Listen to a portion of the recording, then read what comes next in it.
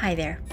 Welcome to Unspeakable Leadership, a space that transcends time, borders, and barriers to reclaim our stories as women of color, leading in organizations, communities, and in our own lives. I'm your host, Rohene Bouajram. With a 20-year career trajectory of leadership, an aspiring storyteller, mom of a son and a fur baby, first-generation immigrant, an uninvited guest in Canada, I want to thank you for being on this journey with me. Let us grow together in conversation. I often think about, what are you thinking? Often when I think many of us, when we're creating something, businesses, podcasts, keynotes, trainings, products, you name it, we're often thinking about the ideal person, the person who is going to most likely receive the message or see the value or perhaps take away something that is going to be meaningful and different in their lives. And so you are always on my mind in thinking about, how can this conversation, how can this podcast, how can this platform serve you and where you are, as well as where you want to be. Now, the theme of She Crossed the Line has had multiple definitions, some of which you will hear different definitions throughout our season on. And you yourself will have your own definition. And that's the really cool part of it all, is that we all get to define and redefine what it means to us to cross the line. In the next conversation, you're about to either hear in your ears or watch through your eyes, depending on which podcasting stream platform, or whether or not you're checking our channel on YouTube. You're about to hear a conversation between Amira and I. And Amira drops some mighty truths in what we end up chatting about. And the reason why I want to just bring this up is because not every guest, and that's totally okay, is going to want to always take the high road. High road in a sense of live within the defaults that we've been told. And specifically, the default of being nice. Amira completely takes that concept and almost debunks it for us. And here's what I want you to remember as you're listening to this episode. Take note of all of the feelings that come with listening to this episode. Why? Well, because when we are unlearning, our bodies are going to be responding. And I think you've seen this, or at least you will see this with me in real time. When I am in conversation, I am feeling all the feels, probably similar to you are. Because our bodies respond to the beliefs, perhaps the ideologies, or perhaps the things that have kept us safe in different ways. And being nice as a woman of color, as a leader in spaces that have been historically male dominant or toxic or not designed for us, sometimes the tool of being nice keeps us safe, protected in jobs. Our livelihoods are kept, and ultimately we're still seen as credible. At least that's what we've been told. So take stock of what's happening in your body. And as you hear what Amira has to offer as what the alternative is, take stock of what you think about that. Because I can tell you, for me, her alternative excited me. See, for many of us who are dreaming bigger, who are wondering all the possibilities and then working towards them, having a different reframe, well, that is what gives us the motivation. So, how can you start to dream bigger? Well, if you hop on over to season 3 You will hear from incredible guests like Valencia, who tells you how to dream bigger. Or if you go back to Dr. Candy Hose, you will see how the myth of the career ladder is not serving us. But even more importantly, you will hear from other guests on this season who are going to tell you different versions of how you can cross the line. And here's my version. You see, crossing the line, it doesn't have to be this big, audacious, scary step that we can make it out to be in our minds or sometimes in our hearts. It can be just a simple whisper. So something that I do as I think about crossing the line is I draw. I love drawing. Not great at it, but that doesn't really matter, does it? I visualize. I draw out a visual of something that I want to achieve. And I try to put as many details as I can in that drawing. And then I put it somewhere where I will see it. Usually it's on the mirror in my bathroom, or it's tucked away in a book that I'm always going to be referencing. And you know what the beautiful part of it is? The number of drawings that I have created end up being a photo that I take with my phone when I'm on my travels, or when the very thing that I visualize has happened. We can't visualize or dream bigger if we don't know what it is that we actually want. So, create this for yourself. Create the visual. Because when you think about crossing the line, it's going to be that reframe that Amira is going to give us that's going to say, I can do this. I hope you will join each and every one of us in deciding that we do deserve it, and everything will fall into place, just as it is, just as it should be. Enjoy the episode. Amira Barger. Amira Barger is an award-winning executive vice president at Edelman, providing global diversity, equity, and inclusion advisory and strategic communications counsel to organizations in healthcare, philanthropy, and beyond. She is a scholar practitioner and a sought-after speaker who mobilizes communities, strengthens trust, and inspires action.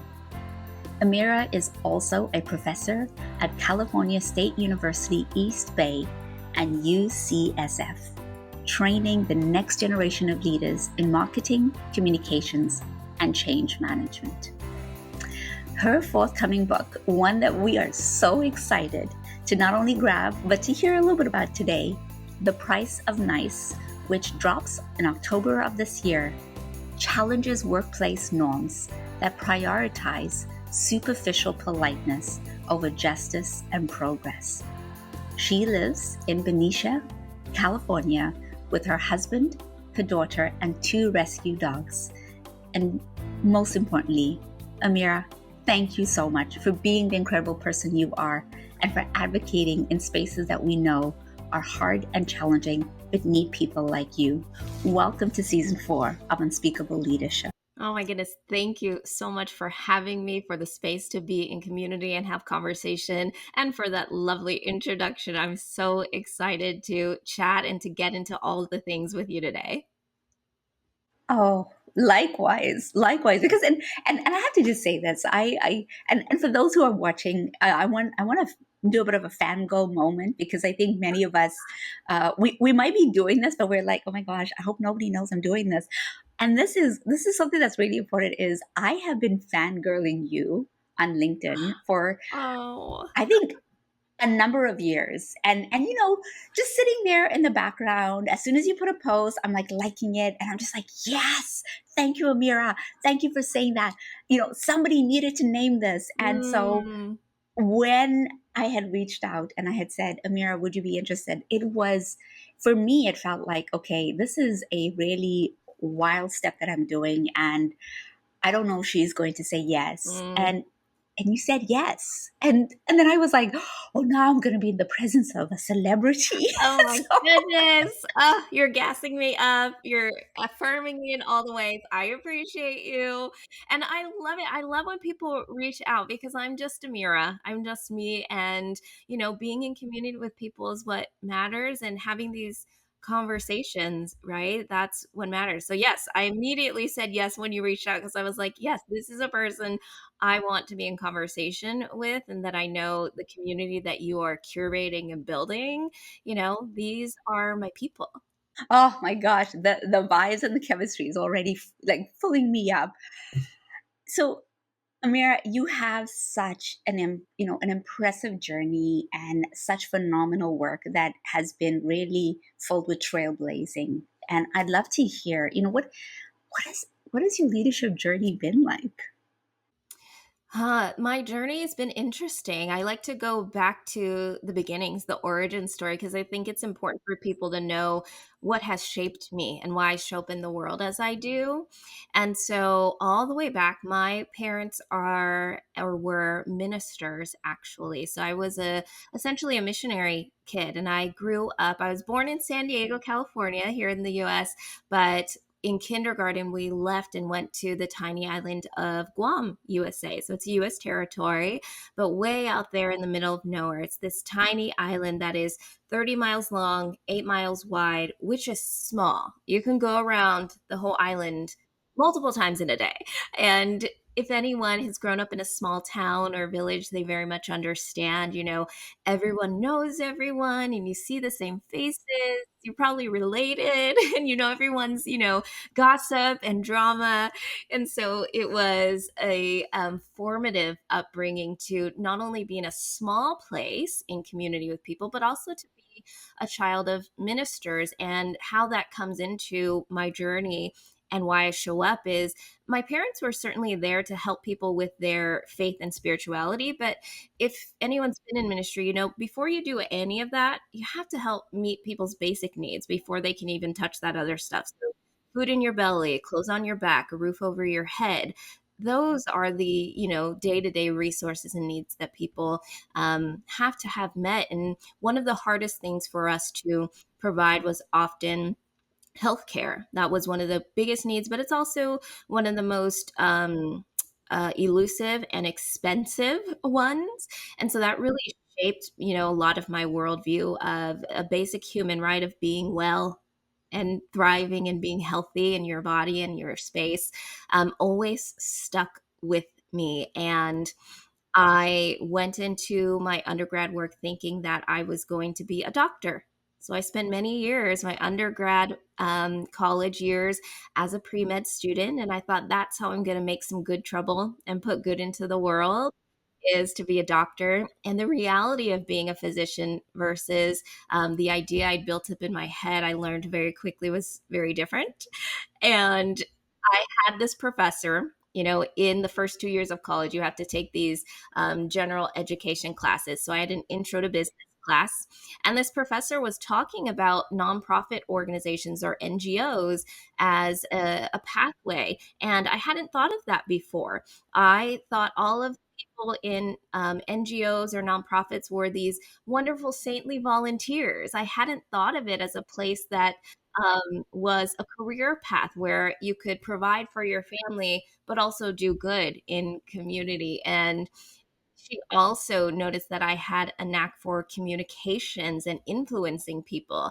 And so, through a multitude of months and conversations and exploratory conversations with other people, I actually switched my major from pre med to marketing communications and found. That's huge. Yeah, that's a big switch. And because I did it in my junior year. So, as you can imagine, I have all of these healthcare pre med credits, and now I'm switching majors. And so, the last year and a half of school was a lot of credits. And in addition to class at my 4 year university, I went to a junior college, a JC, and took extra credits. So, I wasn't sleeping a lot in order to graduate on No. time. I didn't want to spend more than 4 years in college. So I was like, I have to do this. I have to, you know, change my major, but graduated on time. And so I switched and immediately went into communications within nonprofits. And where I am today, I am in a communications agency, and that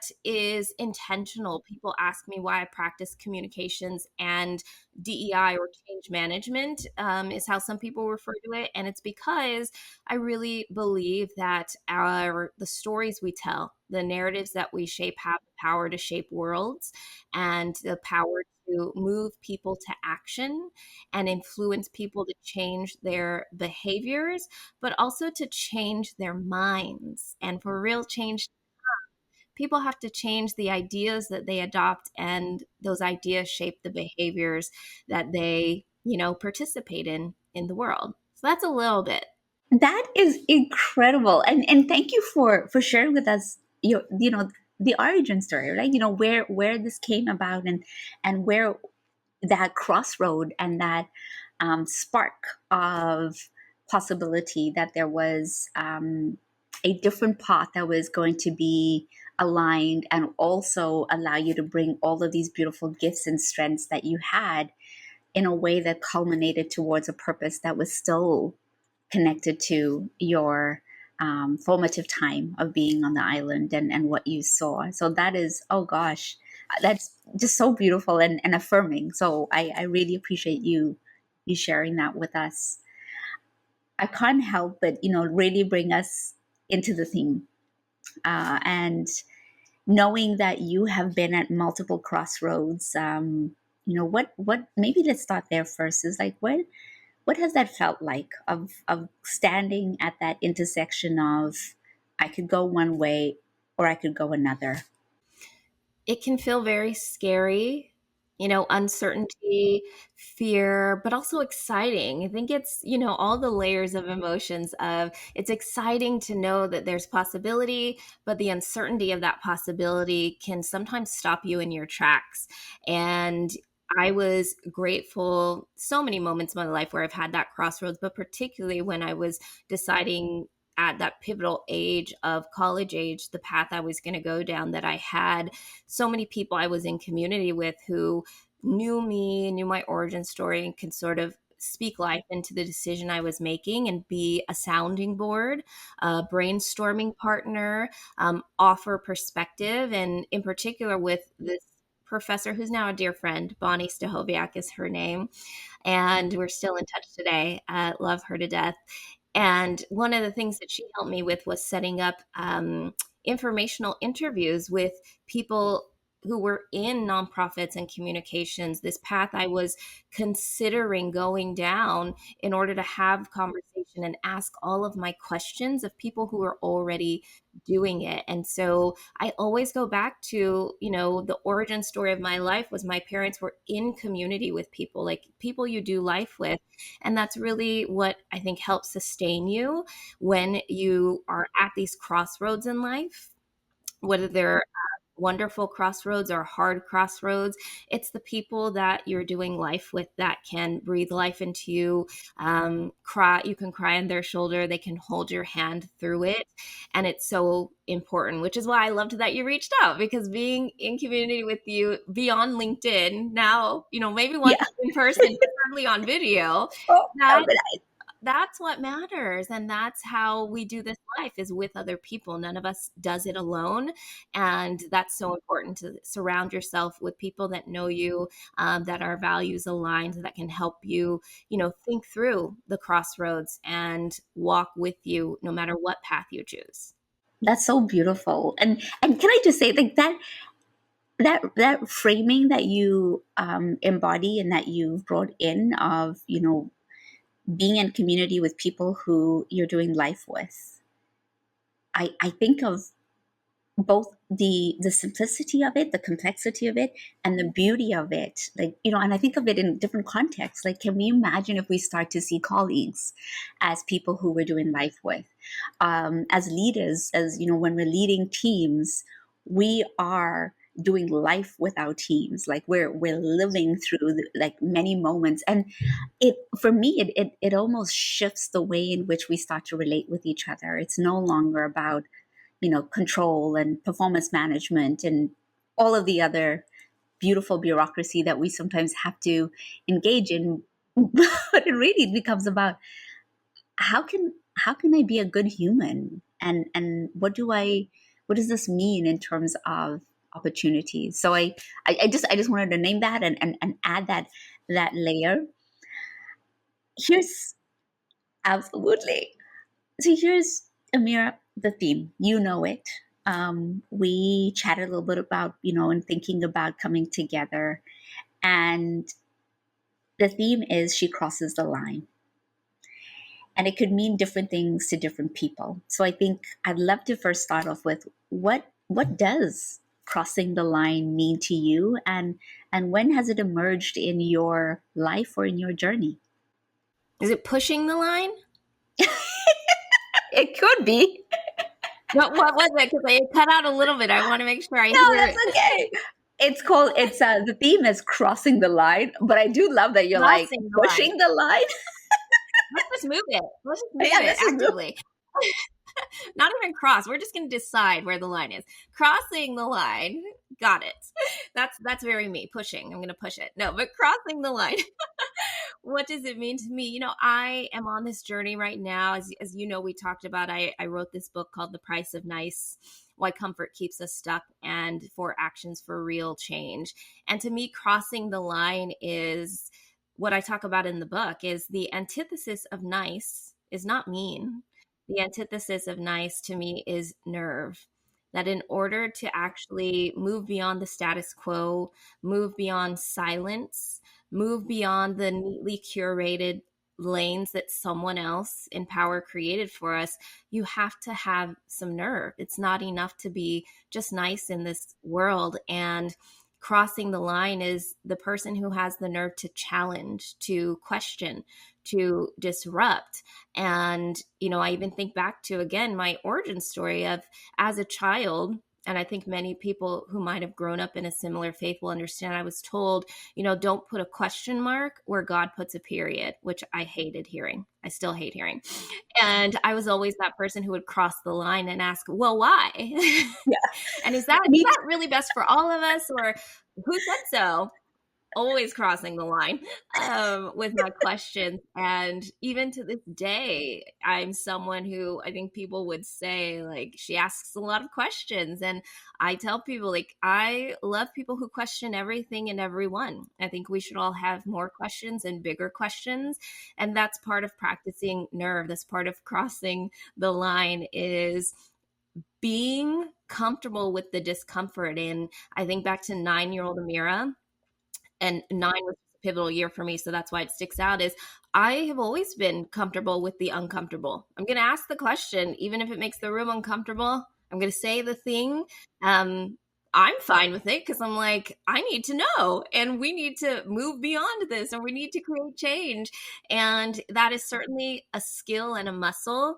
And my hope is that more people will gain that muscle of crossing the line and being comfortable with the uncomfortable, because that's where growth happens. That's where change happens. And that's why I've learned to accept and be comfortable with the uncomfortable, because I want to grow. I want more for me. I want more for my 12-year-old daughter. I want more for the world, for your son, for your family, for you.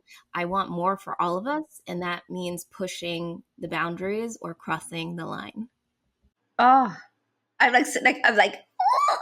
Just want you to know, I'm trying my hardest to sit still, but it is very hard, because there's a part of me that just wants to go into, champion cheerleader mode because thank you for saying that. I can't tell you how many times I will be in conversation, and even myself, where the defaulted version and belief system that we have been, especially as women, and especially as Black women, and then especially as women of color, we end up getting told that, you know, we shouldn't question, we should just obey, and that there is this version of success, or this version of this is how far you can get. And so nobody teaches us to what happens after you get comfortable with the discomfort. What happens after you start to realize, I do want to live bigger, I do want to achieve bigger, I'm comfortable with having these dreams. And so, to to cross that line, to push it, as you have added, which I love, to push it, and then to be like, and this is where the opportunity comes to embrace all of the gifts of of of accepting that that's who you are. I think that is just so powerful. And so I have to ask this question, now that you've you've chosen nice versus, nerve, as you've now created as part of the concept. What does nerve mean to you, and what do you want people to know about what nerve offers? Mm. Nerve is so many things to me. I think one way I'd like to describe it for your listeners here is a friend asked me the other day, I was talking to a group of women entrepreneurs, and she asked me, what is one of my favorite sort of, pieces of advice, and actually said it's one that I actually give to my daughter every day. So my daughter is 12. She's in middle school, 7th grade. Crazy. I don't know how I have a 12-year-old in this world. Oh my gosh, but I do. And so every day I hand my husband his coffee cup and I send my daughter off and I say to both of them, don't do anything I wouldn't do, which isn't much. And why I say that to Ooh, her, I I love would do that. all the things. It's because, and it's so counterintuitive to what we think a mom would say, right? And I always get a smirk or a smile, sometimes a devious one, sometimes an eye roll, often an eye roll. And she's 12, she's very wise for her age. But, I think early on when I started saying it, she was like, what? But the reason I say it is because I grew up in an environment where I was told to shrink, to be silent, to sit pretty, and to play nice. And I was taught to fear the kind of women who kicked and screamed and spoke and had thoughts and opinions and ideas and were imagining a world that was different than the one they were handed. And I want my daughter to have something different. I don't want her to fear the kind of woman that I am today. And I see already in her at 12 exactly the traits I was taught to fear. And I want her to be brave. I want her to practice nerve, to be audacious, to disrupt, to challenge, to ask, to draw the line wherever she wants it to be, to pick it up, draw the line.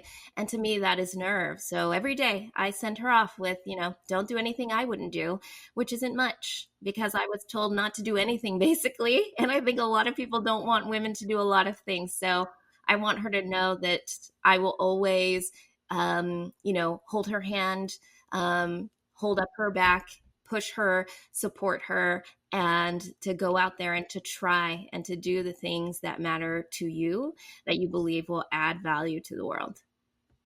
Oh, first of all, I mean, it goes without saying that you are an incredible mom, and to be in that place of it, really, because I think many of us, when we look back at how we were parented, and I just want to honor our parents.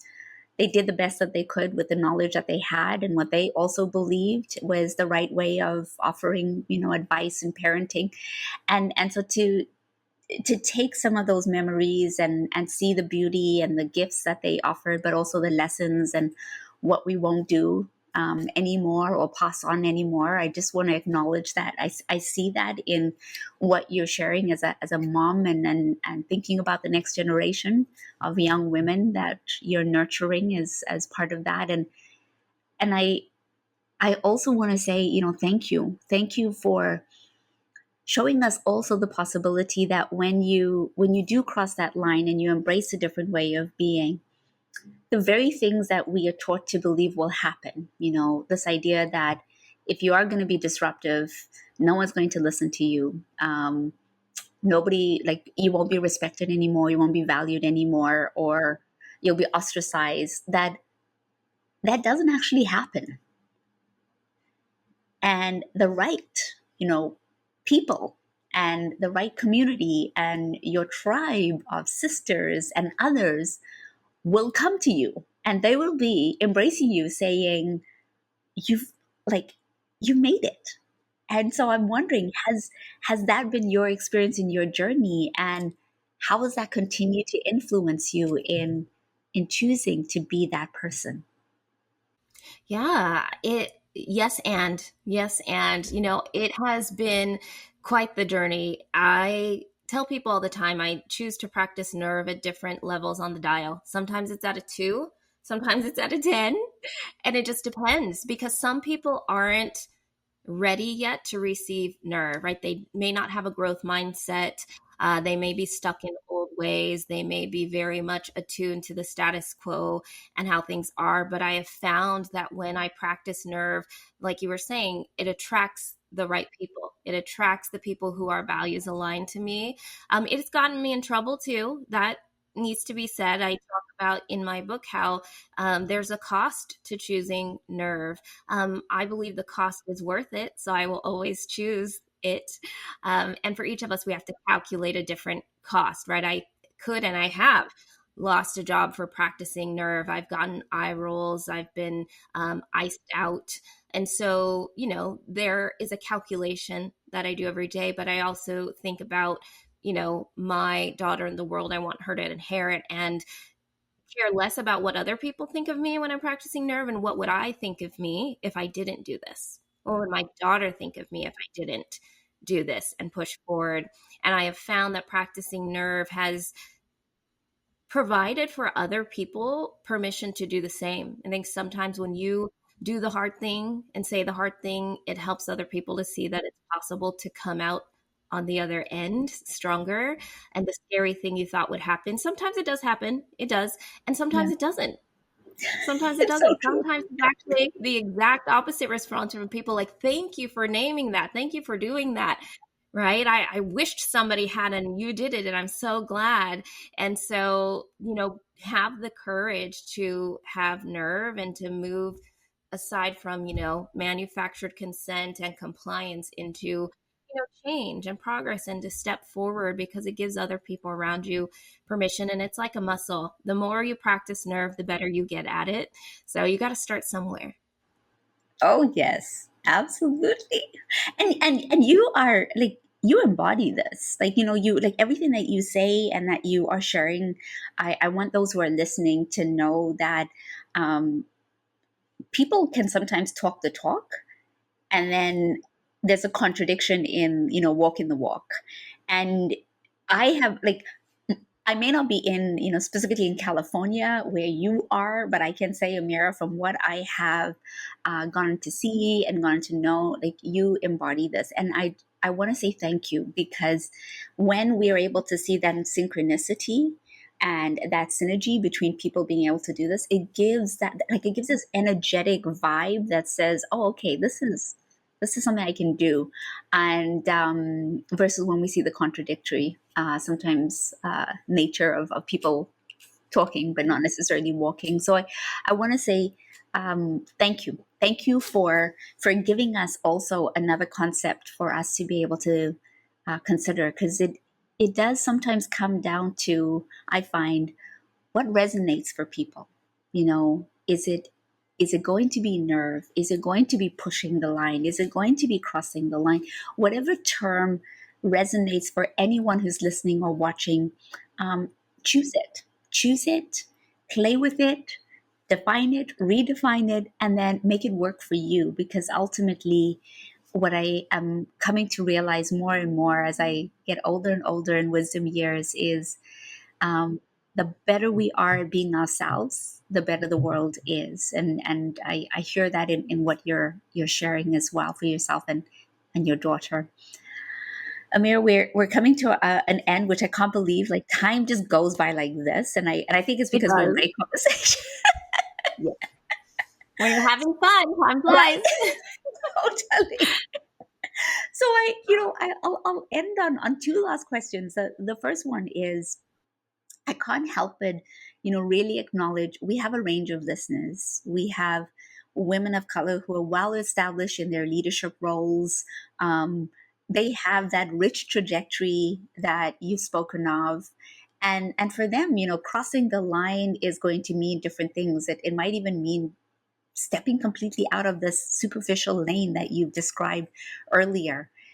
And then we have women of color leaders who are for the first time discovering leadership. Maybe they've entered their first, year of leadership, or they're thinking of applying to that leadership role. Looking back on your experience and thinking about these, this range, what would you tell somebody who's at that crossroad wondering, what is the line and how do they cross it? What is the line and how do they cross it? It's going to be different for everyone, for sure. And I think that one of the best things that you can do is to really sit with yourself and take stock of how you want to show up in the world. I think a lot of people, especially the last decade, have talked about authentic self and authenticity in the workplace, at school, in every institution, really. And I actually don't like that framing. I talk a lot about chosen self instead of authentic self, because as a woman who also is a Black woman, all those layers of identity come into play. And I know that there are spaces and people that are not safe for me to be my authentic self. And that's why I choose chosen self. My chosen self is who I choose to show up as. And that is based on who I'm with, the institution I'm in. It's not about being fake. It's in many cases about survival, about safety, and autonomy. You get to choose how you show up in spaces. And so for each of us, I think you need to sit with yourself and understand who is your chosen self and how are you going to show up in the world, so that what you're just speaking about, that you are consistent in how you show up. People know that with me, what you see is what you get. And I say all the things and I say them in writing, and the internet is forever. So nobody has to question where I stand on things or who I am. It's very clear.